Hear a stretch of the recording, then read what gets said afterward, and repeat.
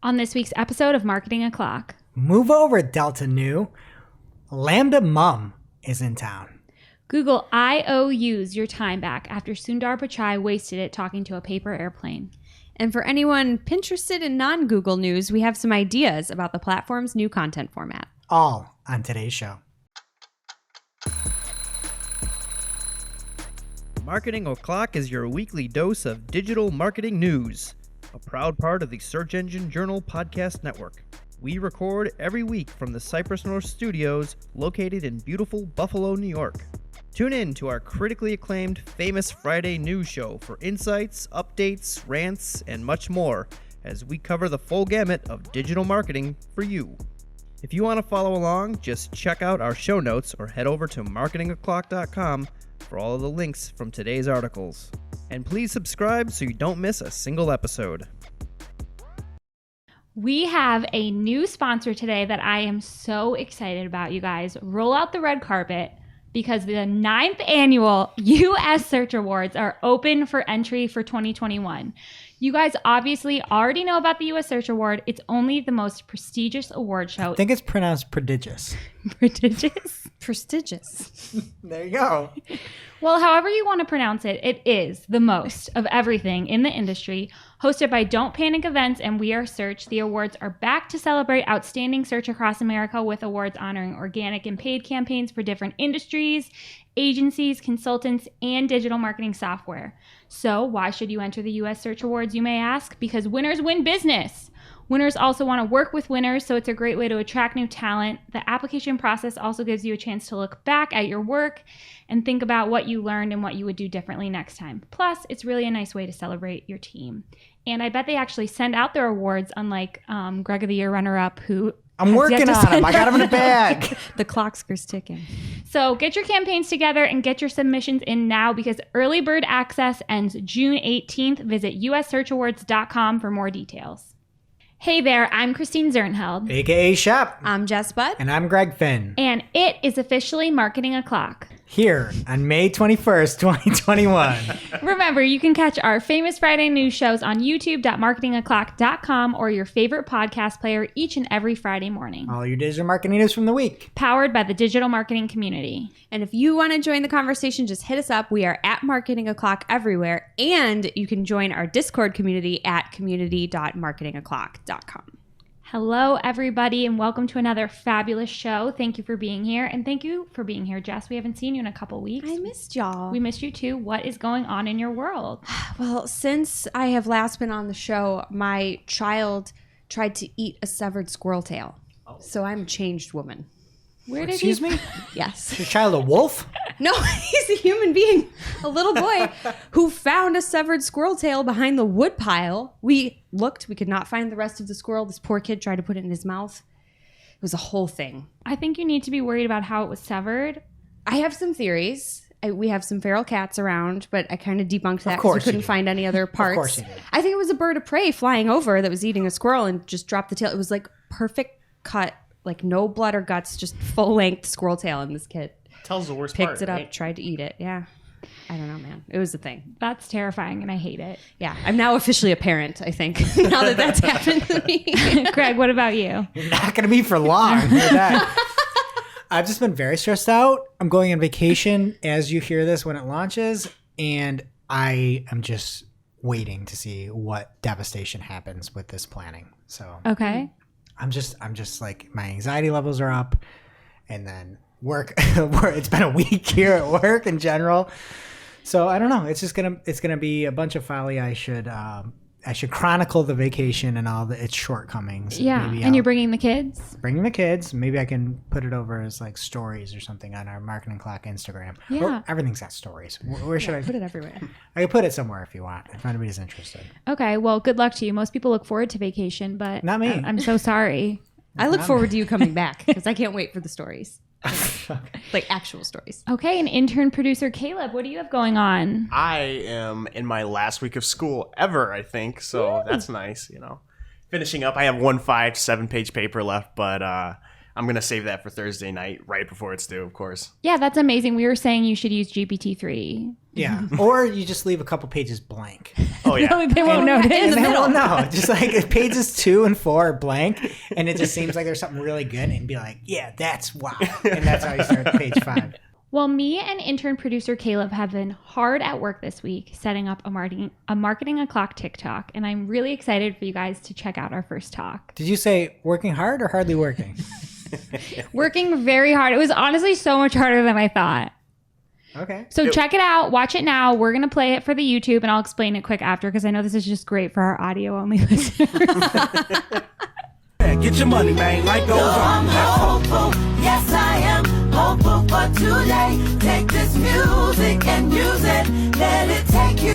Shop, this is really good. Okay, I'm so glad you think so. I know it's really hard to read, but like I feel like that makes it funnier. Yeah, you just watch it multiple times and catch a different bit every time and just keep giggling. Because it's about the Facebook ads appeal process, and it's just me in the beginning. I have the highest of hopes that we're going to get ads up tomorrow, and then they're disapproved, and I can't find the link to chat with support, and then they reply, and I'm not there anymore, and then I'm disapproved anyway. So, And this is based on a true story. yeah, Facebook ads.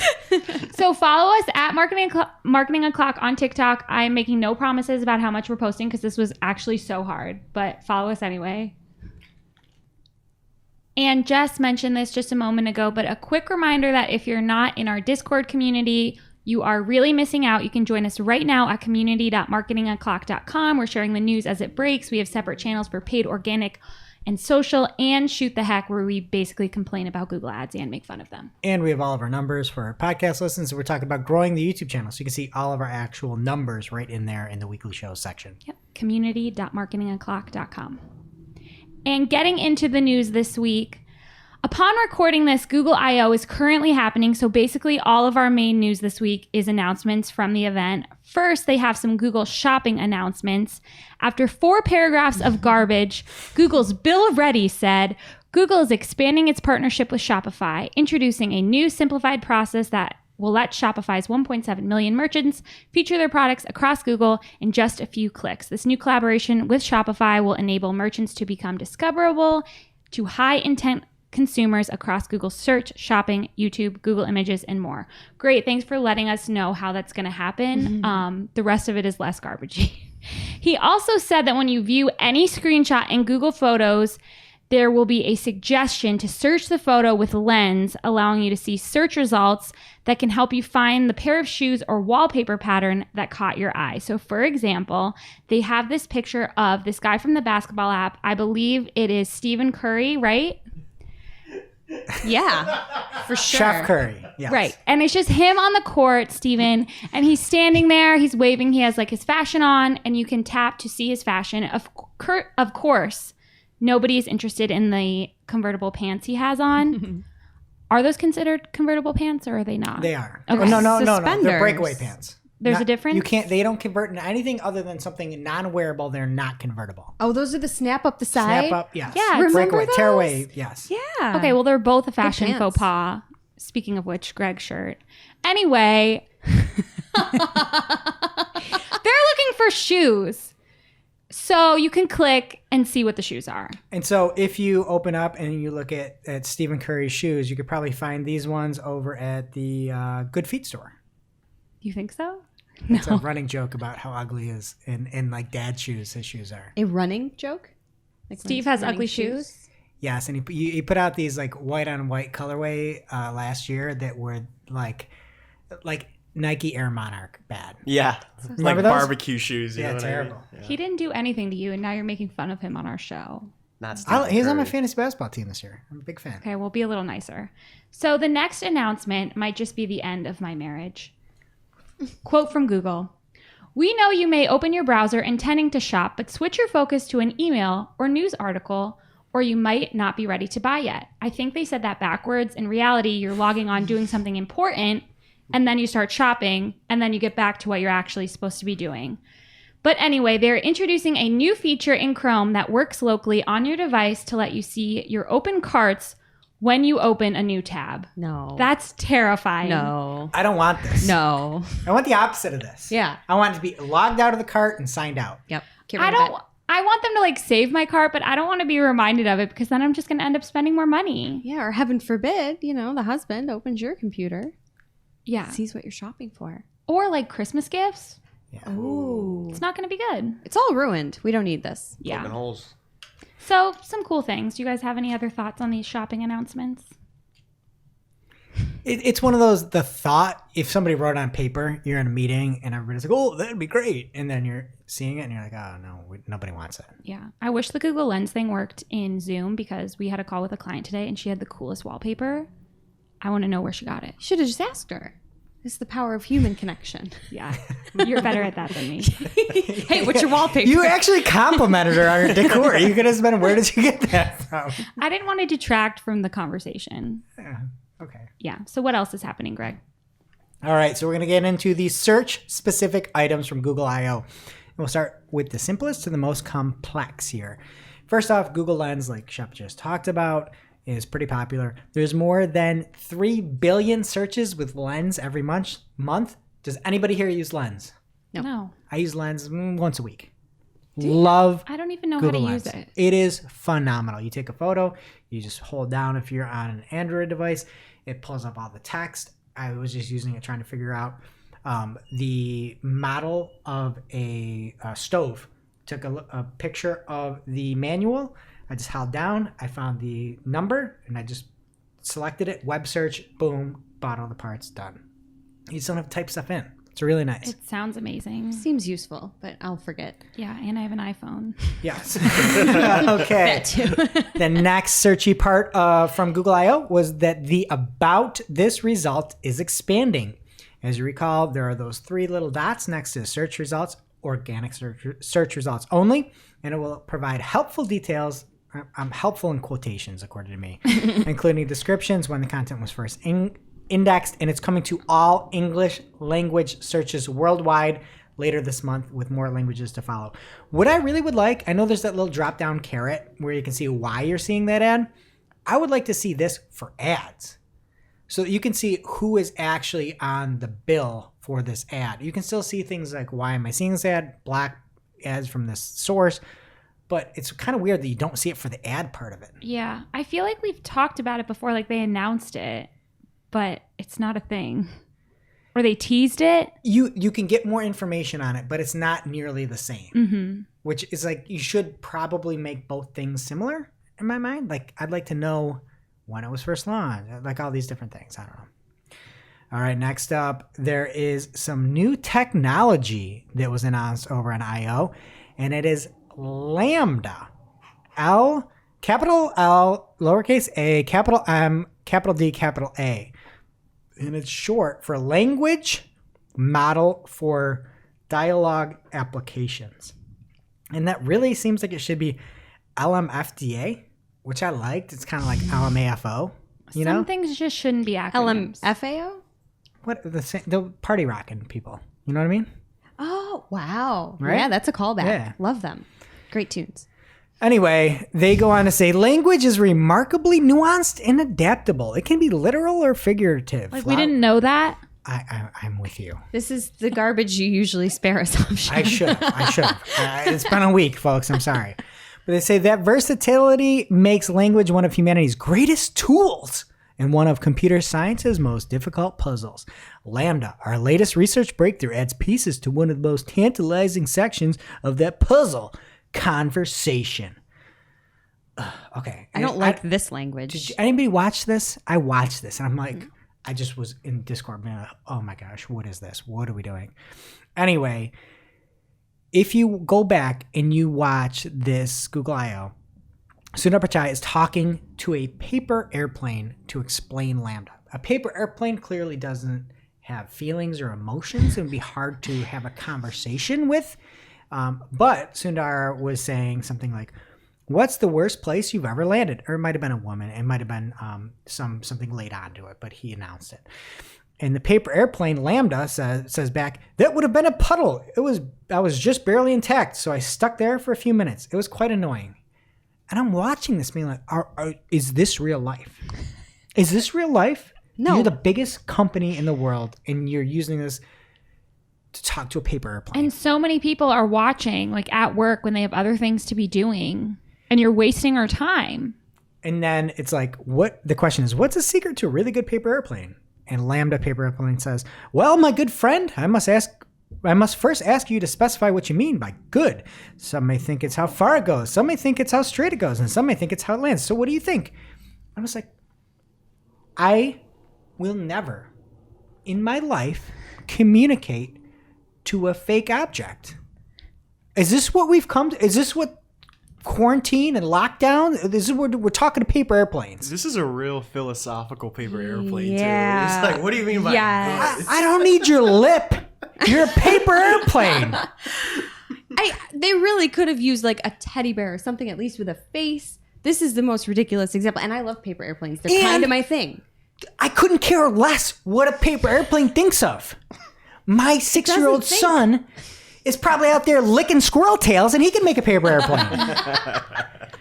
Anyway, it's similar to BERT and GPT-3, and Lambda is built on a transformer. I'm going to say this again another second here. It's a neural network architecture, and it's open source in 2017, the transformer. So let's get dark here for a second. They go on to say, and whenever you talk about it, you know they're addressing it just because it's going to come out later, and there's going to be a problem. And they say, the most important question we ask ourselves when it comes to our technologies is whether they adhere to our AI principle. Language may be one of humanity's greatest tools, but like all tools, it could be misused. This is coming from the company that fired Timnit Gebru in December, the head of AI ethics, and lied about it on the record and said that she resigned. And she came out and said, no, I got fired. I was asked to leave. I couldn't leave. And you don't have, like, you're firing everybody on the AI side over there. And then you're like, oh, it could be misused. Yeah, because you wanted to. Okay. I can't see, is that a paper airplane? No, talking? I got an a email lot from of Google, thoughts. and I'm on a bender today. So that's where I'm at. Anyway, in this example, when he was talking to paper airplane, or she was, it was about a paper airplane. I just wish they would have done it live. That is one of my favorite things about Elon Musk ever. To bring out this stupid Tesla truck that looks like a DeLorean on steroids. And he's like, it can stop a bowling ball. And he takes the bowling ball and just throws it right through the window. And it cracks the window. And he's like, let's try it again on the other window. Cracks right through that window. And I'm like, you know what? At least I know this will be fixed by the time it gets to production. Like, Do you know? I'm pretty confident. Like, I'm pretty confident with that level of embarrassment, they're going to fix that. This, I would love to see an actual call out from the audience to be like, oh, you're going to introduce Lambda? All right, let's talk to a cow. And then it's going to be garbage. Anybody can script this. This is all fake. And what is even the point? Like, why do we want this? So the marketing angle is chatbots now stink, right? So that's one big thing. If you can have that conversational angle, if you can have that, we've already seen it roll out where you can start reserving tables without actually having to call. Google can get through and have conversations. So there is a time-saving element. There is a chatbot element. There is a lot there. But don't hide it by being like, oh, here's a paper airplane you could talk to, right? Like, nobody cares about that. And in reality, you're out there calling restaurants, talking to people, not identifying yourself as a robot, and you think that's fine. And then you're all worried about ethics while firing your ethics people. So whatever. All right, and then Pedro Diaz at Pedro Diaz on Twitter has the guy and the girl meme, classic here, where the guy is holding hands with GPT-3. The guy is SEO, and he is not looking at GPT-3. He's looking back and whistling at Lambda. Yeah, you need Lambda to write your paper, intern producer Caleb. Oh, There you yeah. go. I'm going to look into that. Okay. Well, Caleb, if Lambda doesn't work, we've got a new technology called the Multitask Unified Model, or MUM. And this is something that Google has launched on I/O, and they're able to better understand much more complex questions and needs. So in the future, it will require fewer searches to get things done. Personally, I'm pretty good with my searches. I like doing a little I like feeling like I did something. Okay. You know, like I like being like, oh, I need to figure something out. I'm going to get a couple different sources and I'm going to make that decision. I like the decision part of it. I like the information, but I like the decision. You like the process. Love the process, trust the process. Sam Hinkie, forever. Anyway, Google goes on to say, like BERT, MUM is built on a transformer architecture, but it is 1,000 times more powerful. So screw you, Bert. Mom's here. Mom's the word. It not only understands language, but it also generates it. Great. It's trained across 75 different languages and many different tasks at once. And the 75 languages is actually really cool. So you can go out and figure out what other folks are saying in different languages, combine them, and try to get better answers back to people. The example here was, there was a question like, I've hiked Mount Adams and I now want to hike Mount Fuji next fall. What should I do differently to prepare? And they want to say this would stump search engines today, but in the future, Mom could understand this complex task and generate a response pointing to highly relevant results to dive deeper.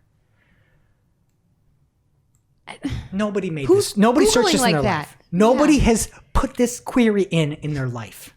Definitely not. Maybe in the future, people will just talk to their phone. Probably will talk to their phone. People are idiots. And they'll be like, I've hiked Mount Adams. The example, you can see a GIF of what happens. It goes through, it's like, oh, fitness training for the terrain. Oh, the Shootin Trail is one of the easier routes. If you're going to climb the largest summit in Japan, don't just ask Google and take the word. All right?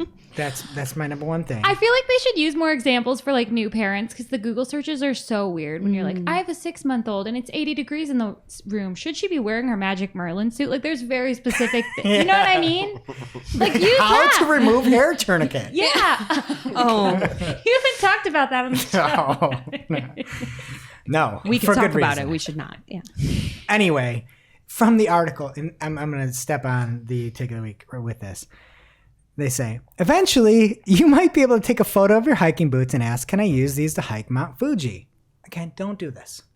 But Mom would understand the image and connect it with your question to let you know your boots would work just fine. It could then point you to a blog with a list of recommended gear. But you don't need new gear. You have your whatever. I know Mom understands everything, right? That's her job. But this is just like, how do you know if the boots would work fine? You and have it's- something you're dying to say. No, I mean, it's not going to know if the boots are going to work fine. I know. You can't. The picture they had didn't talk about the soles. There was nothing about any issues with the boots. It just was a picture of a boot, and it's like, can you wear these? And you're about to go up a 13,000 foot summit up this. Don't do this. And then you could just see where it's going at I/O. And this is why I was quiet for a second, for 1 second this whole show. Google is out there praising the fact that they have answers for everything.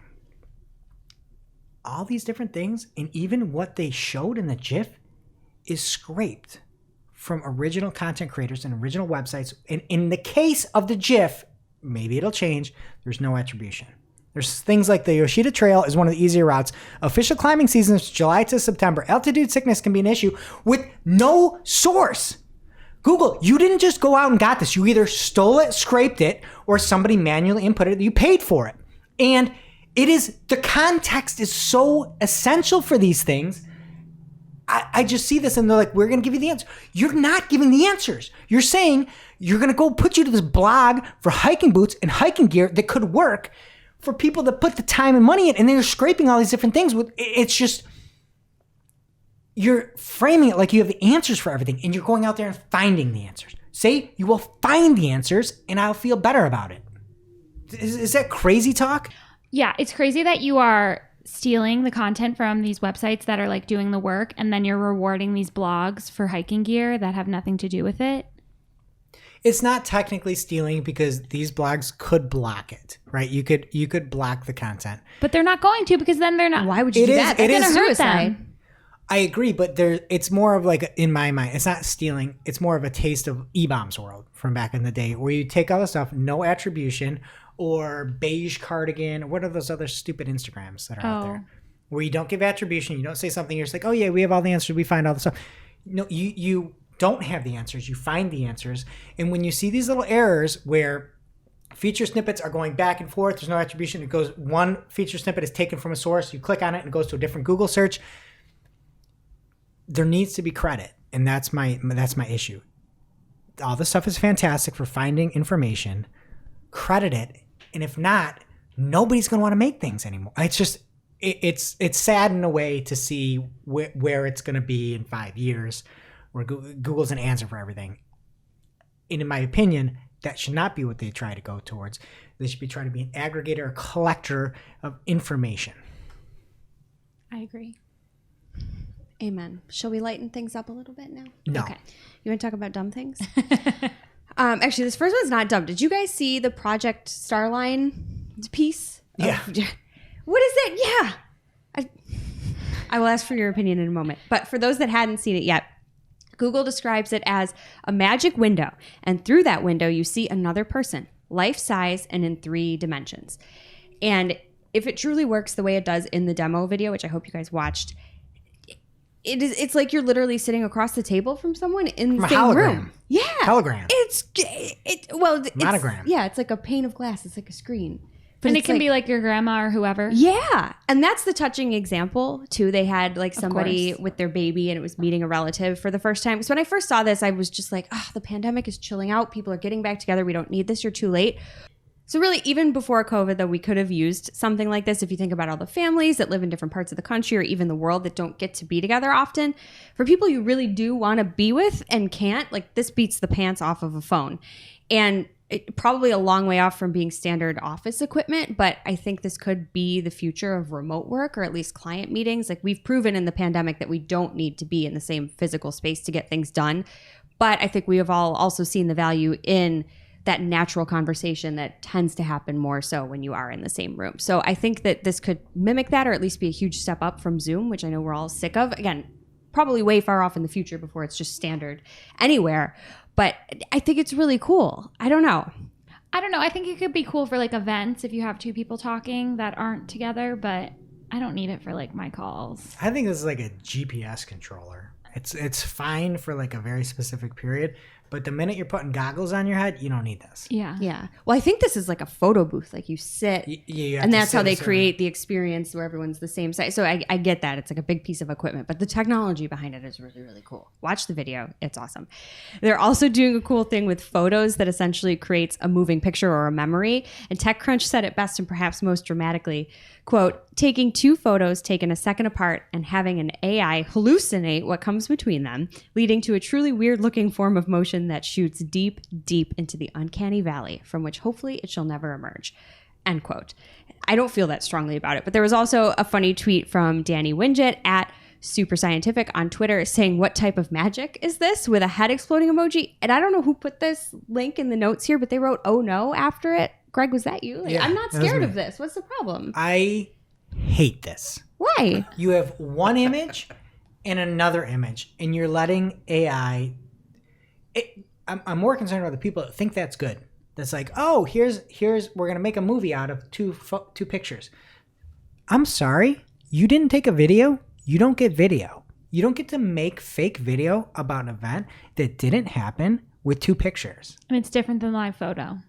It is just 2 single images, and it stitches together to create video in between and show what happened. I'm not as mad Oh, as you so are. is It's that like- Ken Burns in 3D. Who cares? It's not Ken Burns. It is it's making up in between. So it's like if you like, for instance, like are winding up to throw a ball and then you throw it in the last picture to like fill in the motion. In Yep, between. it'll have your arm move. Weird. It's a picture of a child. What they have is a picture of a child and his baby brother, and somebody rolled over and somebody moved their head, and it created video, AI, a deep fake of what happened in between the 2 photos, and somebody's going to be like, oh, I'm going to share on social media. It didn't happen. It didn't happen. In between that, the brother rolling over, maybe he licked a squirrel tail. We don't know what actually happened. I don't know. They did use like only children in their examples too, which I feel like maybe freaked some people out, but it really doesn't bother me. But again, I know it's not the same as live photo, but I use live photo all the time and I love it. And it just felt like that to me. So I get like guess I don't care disappointed that when much. somebody sends a picture of the baby now and it's not a live photo. yeah, because you like to watch it and then you get audio. So I guess that is technically video. But if it's fake, I guess. You just take a bunch of photos and stitch them together and make fake video. No thanks. That sounds like a lot of work. Well, Google has also put in a lot of work. There are some other cool things coming too that we didn't touch on, and we'll have the articles, all the articles in the newsletter. So you can read more about it if it's of interest to you. But Vertex is a new platform to house all of their AI development tools in one place. Duplex will soon be able to help forgetful people reset their passwords, not just making appointments for you anymore, Greg. What's Cortex? Cortex? Are we naming like parts of an ant? No, he's had a lot of axes. Oh, well. There's probably a joke there about all my exes, but I don't have any. Married my high school sweetheart. Anyway, new features coming to Firebase. Lots of health apps are coming to Wear OS. And if you drive a Beamer, your Android phone could be the key to getting in. Literally, could be your car key. Starting with BMW, and then maybe they'll work their way to my Honda. But I still don't have an Android phone. So Yeah, or my Equinox. someday. It's yours now? Oh, yeah, I drive it all the time. Oh, okay. Whoever's dropping off the lady gets it, and I usually am. Oh. All right, let's put a pin in I.O. and just talk about something else. Here in the main news, big news from Pinterest. A new feature called Idea Pins has been launched, and I'll say it. I hate the name. To me, every pin is an idea, so that's stupid. But aside from that, it is a really, really cool tool. And it was born out of the story pins that were launched back in the fall. However, Idea Pins are an evolved format with more features and better editing tools than the original. So according to TechCrunch, these pins will allow creators to record and edit creative videos with up to 20 pages of content using tools like voiceover recording, background music, transitions, and other interactive elements. End quote. That's what iOS 14.5 is going to do. You're never going to leave these networks. That's going to be the goal. Well, but this makes sense here, right? They're trying to keep people... Well, they're trying to have people create on Pinterest for sure, and then giving them the opportunity to share it elsewhere. You can export these story pins, but why would you if you can engage with your audience here and really build a following in a place that makes sense for you, if Pinterest does? They're working on a royalty-free sound library, which is super nice of them. And you'll have the story things like stickers and whatever, but you can also create what they're calling a detail page with further information like instructions, or if you're doing a recipe, an ingredient list.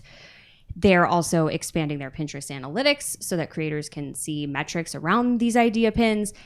It's like a suite of legit useful tools, a way to offer more details for engaged users, better analytics, and the ability to export this creative, use it elsewhere, and then your story is not even going to expire.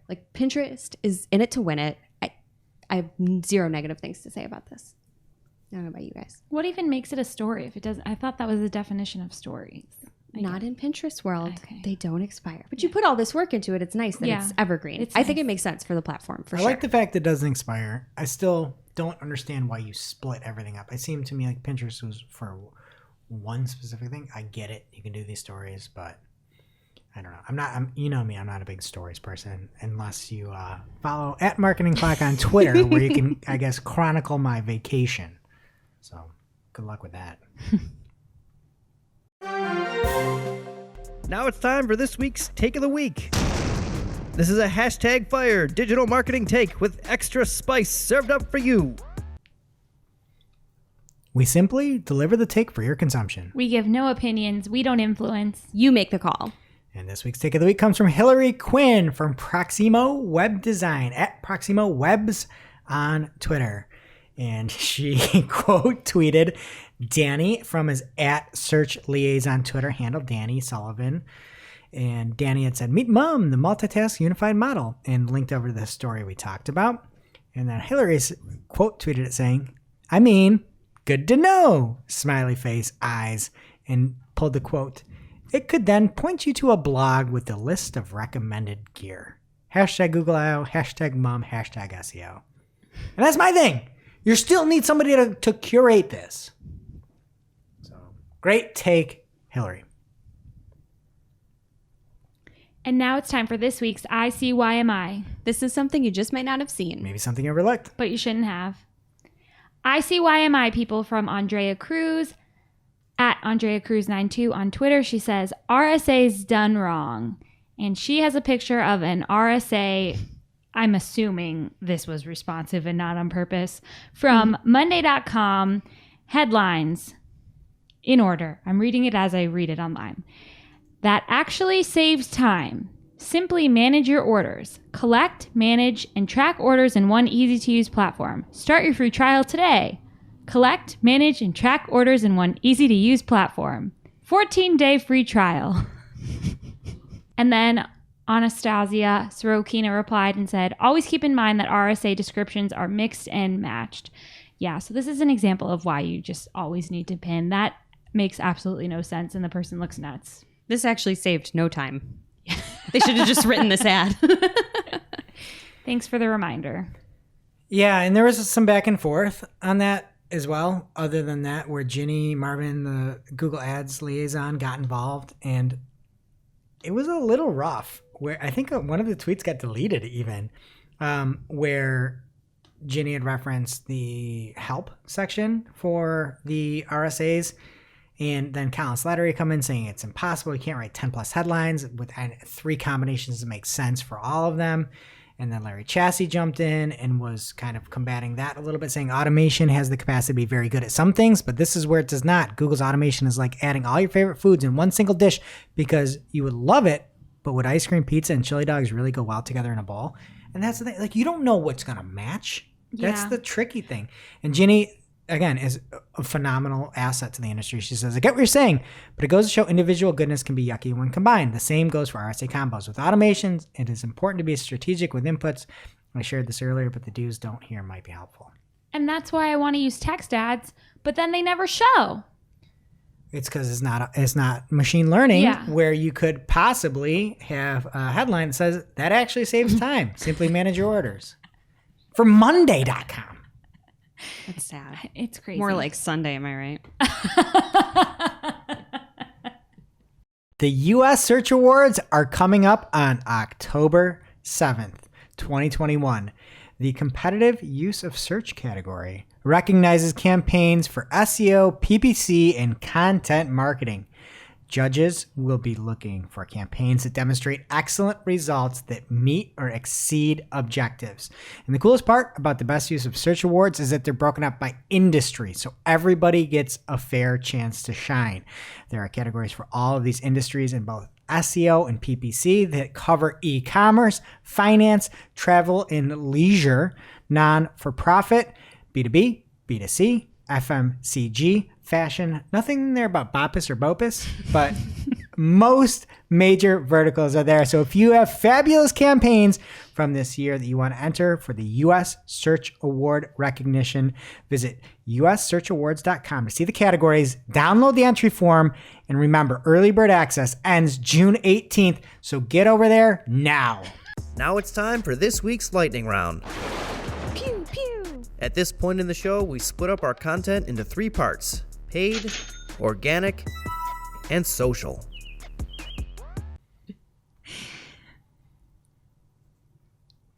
First up in the paid universe this week, we need to take a minute to talk about the new Google Partners Resources dashboard, specifically the part about optimization scores. So Greg tweeted about this last Friday, and Barry wrote an article about PPC it. Greg? Greg of the Year? No, it was So second runner-up. So I'm like Cher. I'm Greg. Yeah, on this show. Okay. There's Greg and then there's PPC Greg. Save that But for only Greg of the one Year. is Greg of the Clock Year. Anyway, Greg Finn tweeted about this on Friday, and Barry wrote about it for Search Engine Roundtable, and his article starts with, quote, Greg Finn went on a great Twitter rant. Your mom must be so proud of you. My mom doesn't know what I do nor care. Okay, so getting into the point, here's some lines from the new dashboard. It says, optimization score is able to determine your campaign's goal through your bid strategy. If your campaign is in the optimal, fully automated smart bidding strategy, your goal is openly expressed. If your campaign is not in such a strategy, your campaign goal is derived from the recommended smart bidding strategy, which is based on your account and campaign data. It makes no sense. Then they have these check marks that are green, yellow, and red. Green means Google Ads understands your bid strategy and has a focus goal based on that bid strategy. Yellow means that Google Ads does not understand your bid strategy. Red means that your optimization score has defaulted to a conversion focus, which can be remedied by setting a new bid strategy. We had a party that day, to be fair, and I read this so many times I could not figure out what was happening. Google can't understand your bid strategy? They made made up the bid strategies, and maybe they can't understand them because they like combined them all together and made new names for them. Hey, Google, target ROAS is now maximized conversion value with concentration in target ROAS. Does that help? We don't understand them either. Thanks, Google. And I think what me and Greg both took away from this is it sounds like you're being punished and you can't be a partner if you use enhanced CPC. Well, the way I see it is green means go, yellow means caution, red means bad. Mm-hmm. And also, the red example seemed okay to me.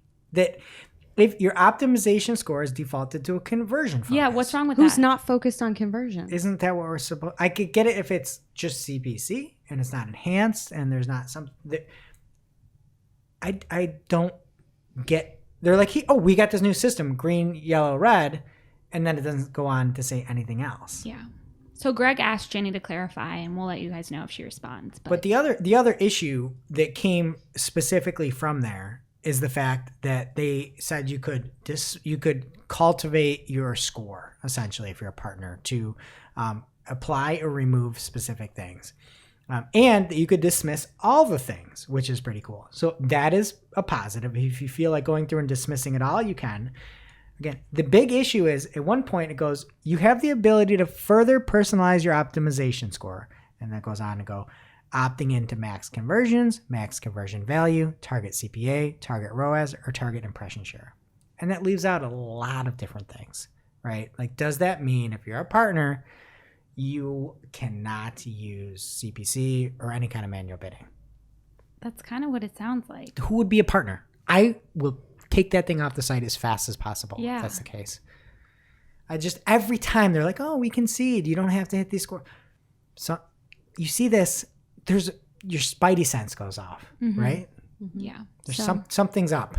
We'll let you know if we hear anything else about that. You'll hear. And next up, a tweet about Facebook ads from Queen of Spice, Pamela Lund, at Pamela_Lund on Twitter. She says, I have 3 accounts where I've been doing essentially the same thing for 2 months. 2 tanked over the last month and 1 is killing it. The biggest difference seems to be spend. High budget accounts are doing better than ever. Small accounts are drowning. This is the Facebook ads version of the rich getting richer. That's just sad. Facebook's so advertising strikes again.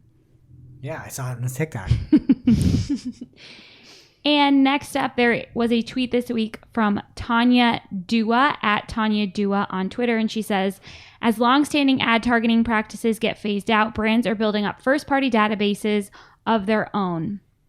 Anheuser-Busch InBev says it has more than 2.5 billion consumer IDs that are boosting sales by as much as 80% and recall by 35%. And David Herman Digital on Twitter retweeted and said, the downside for smaller, upstart D2C brands, they don't have the luxury of InBev's money. This is why the little guys get punished while the rich get richer. Again, very sad. Facebook's advertising. And another tweet from Queen of Spice, Pamela Lund. She says, we have to edit this one. Queen of Spice strikes again. She said she was going to have more spice for us on Twitter this week. In stupid Facebook heck category, if you're getting an error when you create new ads that claim the pixel isn't associated with the account, but it is, uncheck website events in the tracking section and recheck it. Like, what a nightmare that platform is. Thanks for nothing, Facebook. And if you want more Pamela Lund, tune in coming up Tuesday, the 25th here. We have a new marketing talk coming with the one and only PPC Kirk, at PPC Kirk, and Pamela Lund. Yep. And Cole Soldwish from episodes, I think, 18, 19, and 20 of our marketing clock. Oh, you have the episodes offhand? Yeah. He's an OG. He is on episode 20. Somebody go back and look it up. Okay. I'm going to hold you to it. Look at that. It's officially Marketing O'Clock here at Cypress North for June 1st, 2018, where we run through all of the digital marketing news and happenings of the previous week. I'm Greg Finn. And I'm Cole Soldwish. And that is it for Paid What's Happening in Organic. We have so much. It is actual lightning round style here this week. Google Ads has announced privacy-focused changes for analytics, tag manager, and enhanced conversion. This comes over from Carolyn Leiden over at SEL. And machine learning is extended to behavioral analytics in Google Analytics. That's the first news. Secondly, you can adjust your consent mode in Google Tag Manager. So if you're trying to use the cookie issue is obviously a problem, and these are going to be enhanced conversions to help preserve measurement. So from the article, Carolyn says, enhanced conversions allow tags to be consented to first-party data and give a more accurate view of how users convert after engaging with ads. So check it out if you want more. Next up from TechCrunch, Rise and Shine. Shine overtakes Amazon. And I personally hadn't heard of Shine before. I'm sure, Shep, you probably have. No. No? Caleb? You know Shine? It's a clothing thing, right? Oh, because it's Shein, isn't it? Oh, I bought a tennis set off of Shein. My website called Shein. I did a video about Shein. all right. We ruined it Shein? already, but close your eyes. No. Everybody think. I don't want to. Shein. Shane. Sheen. Shane, like vein. Shane. Well, unfortunately, Rita Leao didn't tell us how to pronounce it, but we should know it because its quiet rise has reached a crescendo as it takes the crown from Amazon as the most downloaded shopping app on iOS and Android in the United States, according to app tracking firm App Annie. Not the most downloaded in this room, apparently. Yeah, never heard of it. Nope, not here. All right, next up, over on social media today, YouTube is expanding access to its new clips option, and it's another way to share. So YouTube is rolling out those clips again. That's where you can take a 60-second slice and share that, which I'm sure we don't want over here. Like, you don't want to share this 60-second episodes here.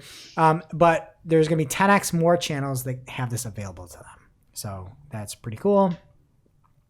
So next time I blow a heckin' head gasket, you can just take that clip, Glenn, Barry, whoever it is, and turn that into news or whatever. All right. This is like super old. This has been a long week. This was a big deal on Monday, and now nobody cares because of Mom and Lambda and Bert and Ernie and all that. Glenn Gabe said, a team of Google researchers published a proposal for a radical redesign, quote, of search, quote, that throws out the ranking approach and replaces it with a single large AI language model, such as BERT or GPT-3, or a future version of them, which would be Lambda. So that was big news on Monday. Nobody cares here on Friday. All right, next up from Brody SEO on Twitter, Brody Clark. He found the Google Local 10 pack is back. It usually shows 3 local listings, and now there's 10 in this test. I'm personally just a little concerned about Brody because he keeps looking about car crash issues. Oh. Like, he's on his desktop. You're on your desktop? You mean, I hope the car's okay, Brody. Yeah. Thoughts, prayers. Well, if you're looking for it on your phone, you might cause a car crash. So. True. Yeah, so this is a healthy move. Yes. Yeah. Responsible, Brody. All right. And then from Rich Howard on Twitter, he had a quote. He messaged John Mueller at John Mew. Imagine you're a lawn care company and you are creating blog content purely to build links that is not even related to lawn care. Topics are 2021 best cities for new moms, 2021's best cities to get stoned, and it generates links. What are your views on this? So John Mueller would say, I guess stones and lawn care are kind of related. Or the Are right you kind kidding? of plants and stoners. It But sounds in like I general- responded to it. It's like Jess' response. If Jess knew how to use Twitter. And then he goes on to say, but in general, what uses its rank for content you don't want to convert visitors from a business POV, ranking impressions and clicks are nothing without conversion. Rich goes on to say, they aren't trying to rank for it. They're doing it purely to build links. They are building a ton of links like this to game the system. They are growing exponentially this way by having links from high-profile sites picking up this content. It just seems very shady. And here's the tweet that to me is newsworthy from our stupid show to report, but I haven't seen anybody else report it. John goes on to say, it seems like a wasted opportunity. We wouldn't see this as being against the webmaster guidelines. Our systems do use things like context and anchor text into account for links. So it feels like they're mostly building a reputation for non-lawn care content. Now, the big deal here is that traditionally, Google in their in their Search Central documentation on SEO and their terms and conditions say there's something called link schemes. And from the TOC, they say any links intended to manipulate page rank or a site's ranking in Google search results may be considered part of a link scheme and a violation of Google's Webmaster Guidelines.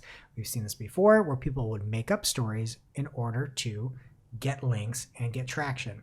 Apparently, it is not against Webmaster Guidelines anymore, according to this tweet from John Mueller. So everyone's going to build link building schemes on their websites because SEOs can't have nice things. Yep.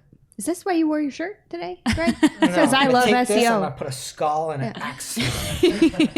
Anyway, to me, this was just a big deal. I think there again, he got 4 likes on this tweet, but saying that you can just go out and it's not against their guidelines to say 2021 best cities for new moms for lawn care company. Also, did you look at that and find it out? No. New mom yourself? I have a house here, so. Okay. I don't know. That seems like a pretty big turn. Yeah. It just seems like he didn't read.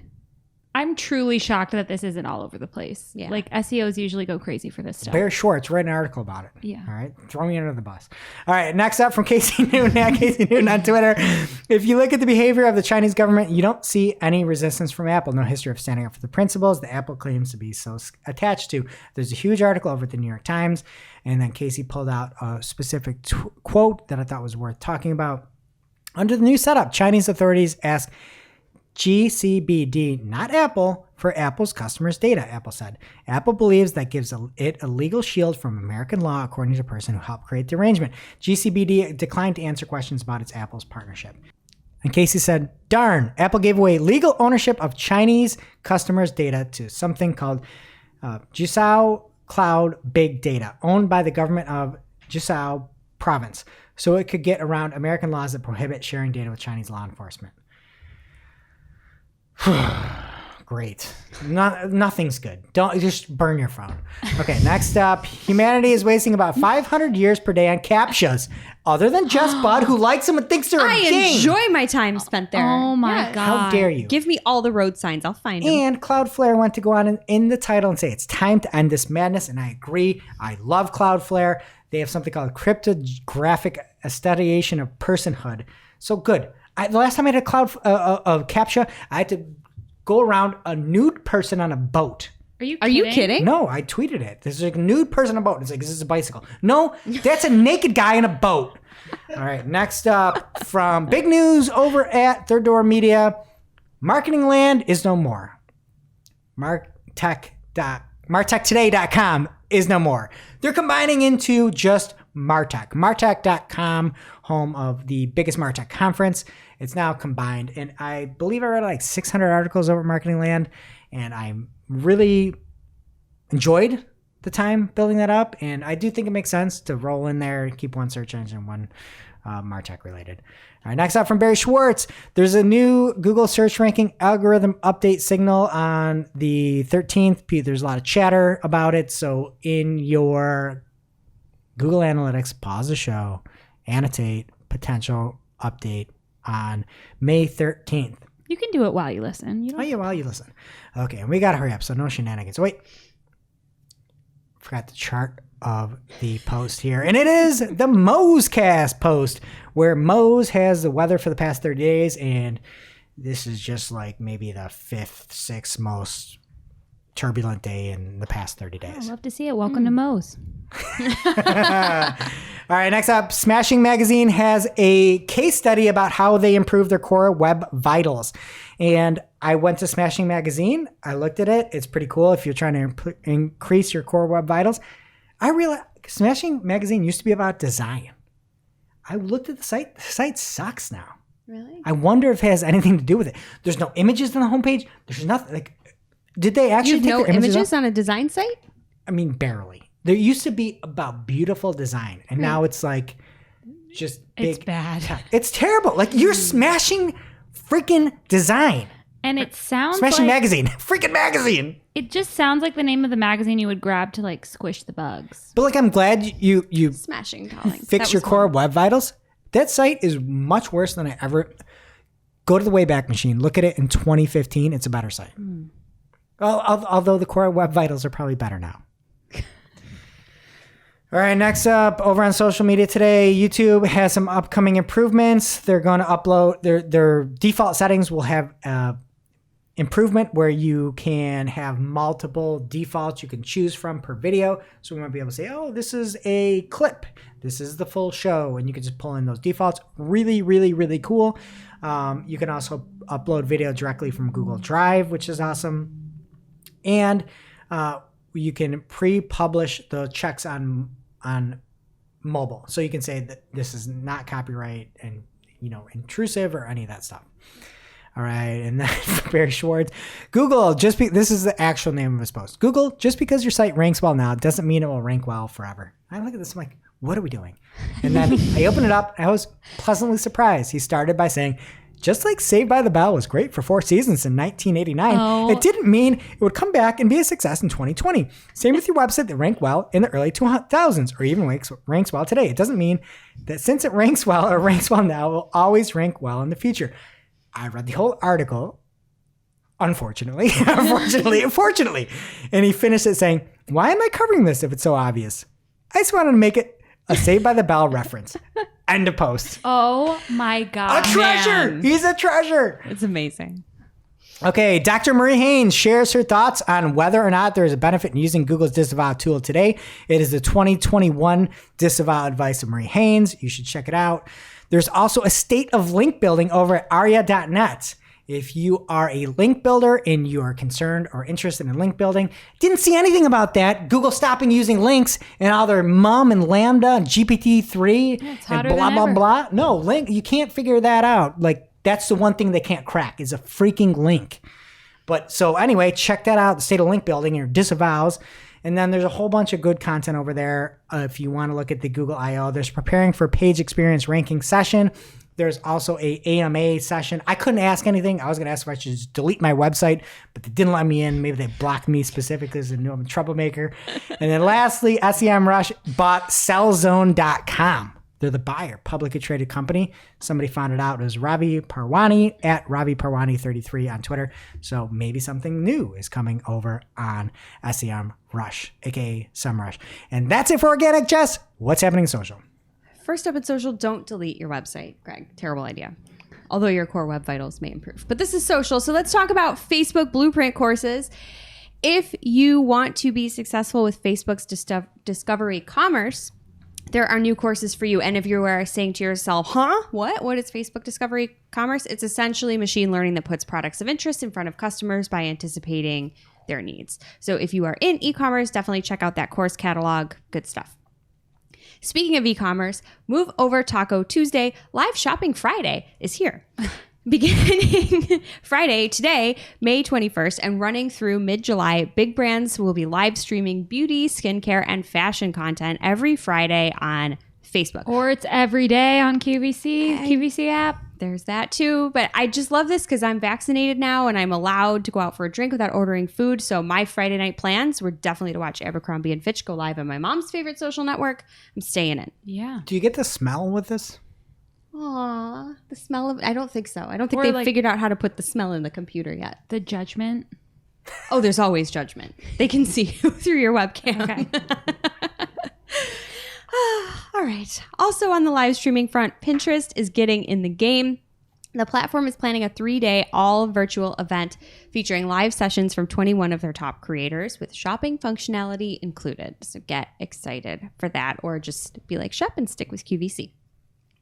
Next up, a tweet from Larry Chassie. It's at LCHASSE on Twitter. He says, "This came up for me this morning on Instagram. Looks like we can hide likes now. Hashtag PPC chat." And he has a picture of a notification he received. Choose how you see likes on posts. Now you can hide like counts on people's posts so it's easier to stay focused on what they share. You can also hide like counts on your own posts. I was just going to say, I want it on my own. But it's cool. You can just be like, I don't care how many likes Shep has. I don't want to see them. I love it. I love it when people just try to rationalize things. You know, and they're like, "Oh my God, you didn't look at the actual photo because you're just so enthralled with the number of likes on it." None of this matters. Now you can hide like counts on people's posts so it's easier to stay focused on what they share. Does anybody give a heck about a stupid number. No, not in this room, I don't think. But there has been a lot. I feel like we report on this every couple of weeks. There's a new test or something. So I hopefully stop the presses. This is over. But there's bigger stop the presses news from Instagram, or potential news, I should say. This is from Mac Rumors, but it's by way of Alessandro Paluzzi. It's at Alex193 on Twitter. 3 words, people. Instagram on desktop. It's already on desktop. Well, not to post, though. Oh, posting. Yes, yes. Sorry. I We should have can added a post 4th via word. the business manager on Facebook. Yes, but what if you're just a Sometimes regular it's person? annoying. I'm just letting the people know. You're just sunshine and rainbows today, Greg, and that's my job. So now they say karma is a B word, but not here. In this next piece of news, Reddit has announced the launch of Karma Lab. Wait, what B word? Heck. Oh. Okay. Karma Lab is Reddit's new in-house creative strategy agency for advertisers. In their own words, it is a team of best-in-class creative and strategic minds, those who know the ins and outs of Reddit and are backed by media, marketing, and ad industry experience that make them uniquely positioned to guide and collaborate with brands as they find their home on Reddit and in culture, which is a nice little add-on at the end, but lovely.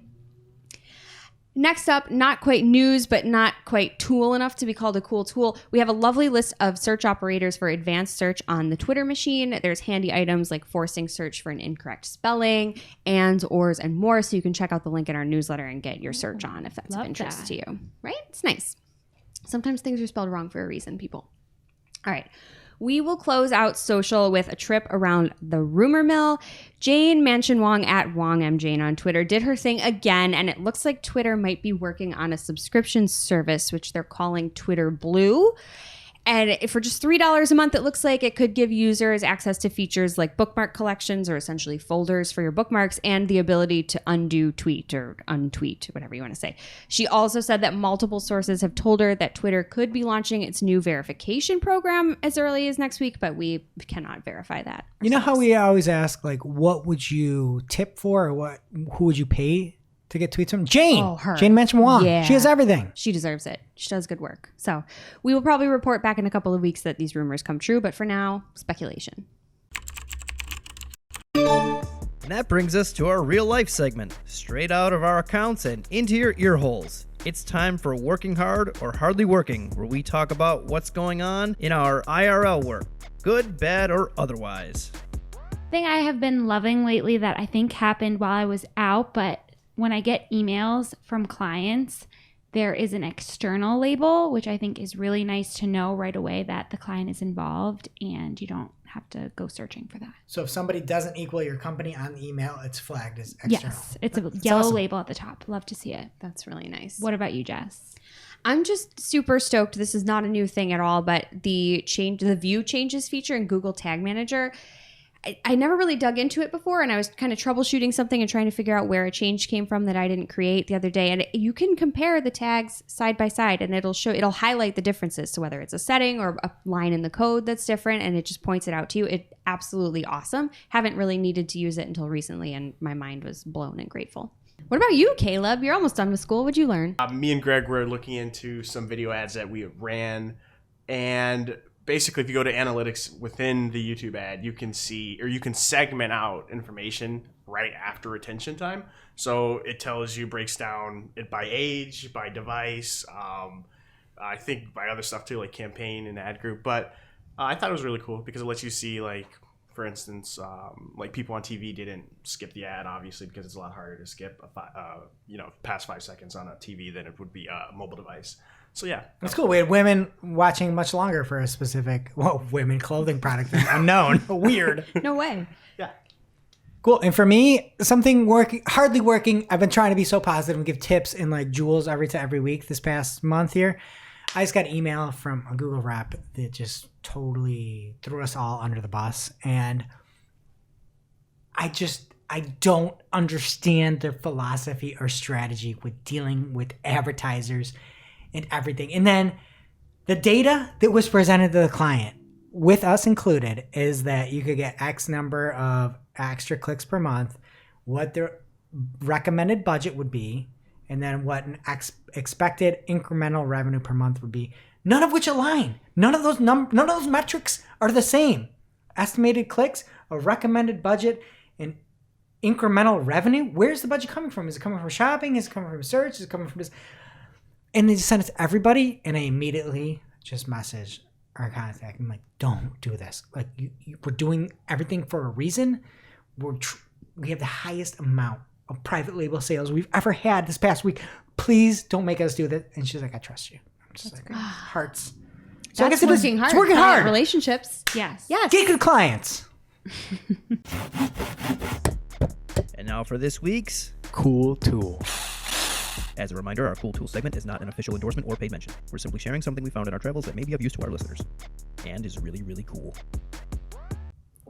This week's cool tool is a thread that shreds. It's from Philip Vollett at Philip Vollett on Twitter. He tweets, where to get data for your next machine learning project? An overview of 8 amazing resources to accelerate your next project with data. And he then proceeds to list, link to, describe, and show a screen grab of each resource. The list includes Google Datasets, Big Bad NLP, Hugging Face, and more. So if you are in need of some data to work with, just pop over to your inbox for the link in our newsletter or give Philip a peep on Twitter and check it out. Now it's time for our must-read marketing article of the week. An article so advanced, so in-depth, so detailed that we simply cannot cover it in its entirety on today's show. And this week's must-read marketing article of the week comes from Moz.com, formerly SEO Moz. Miriam Ellis, and the name of the post is Sell Like QVC. It is. Aww. It is. And that's the only reason it's an article of the week. And Miriam goes on to say, I didn't even know QVC still existed. More than one of my marketing colleagues has responded when I pointed to the 35-year-old home shopping empire as the way of the future. And so, Shop, we're going to talk QVC here. Okay. She goes, the truth is, I'd probably be sleeping on QVC too, if it weren't for my Irish ancestry having drawn me to their annual St. Patrick's Day sales event for the past 30 plus years to enjoy their Made in Ireland product lineup. Are you familiar, Shep? Of the Made in Ireland product line? Yes. I can't say I am. Wow. The article is actually really good. It talks about all the benefits of how QVC sells, how you can align your website to sell like QVC. And also, she goes on to say the hosts are very important. Of course. And the quote was main host was a title. And she goes, QVC hosts are personalities, many of whom have devoted fan bases. And links over to an article on NY Times. Who do you think has the fan base on QVC? David Venable. You're correct. Wow. You win. Anyway, Miriam goes on to have actual real world knowledge, like limited local competition equals better search visibility. Limited local inventory means more convincing authenticity. And even a small boost in conversions equals a big difference for local brands. So check it out. And there's very highly touted QVC propaganda in there. In the Kitchen with David. Thank you, Miriam. All right, that does it for today's show. It is now officially not Marketing O'Clock. Remember, you can catch everything from the show by signing up for our newsletter on marketingoclock.com/newsletter. And please be sure to subscribe on YouTube or your favorite podcast player so you don't miss a single episode. And we'll see you next week. Thanks for listening to Marketing O'Clock, part of the Search Engine Journal Podcast Network. If you're looking for more information on today's topics, head over to marketingoclock.com for links to all the articles that we covered. And please be sure to subscribe so that you don't miss a single episode.